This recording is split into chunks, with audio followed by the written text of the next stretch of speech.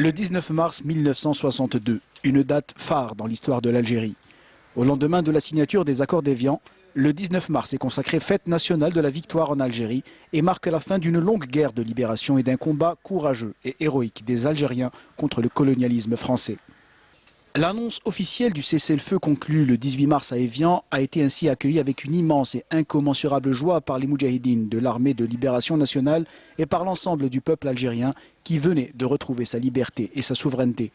Après d'âpres négociations entre la délégation algérienne et les représentants du gouvernement français, le paraphe des accords d'Évian signé le 18 mars 1962 a consacré l'indépendance du pays.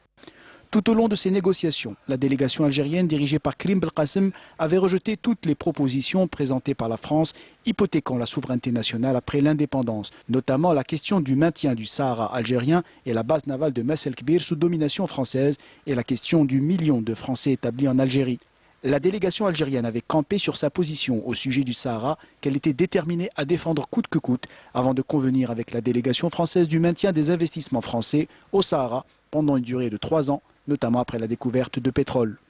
Pour ce qui est du statut des Français d'Algérie après l'indépendance, les deux parties sont parvenues à un accord accordant un délai de 3 ans aux Français pour choisir la nationalité algérienne ou de garder leur nationalité française et être traités conformément aux lois qui régissent les étrangers en Algérie.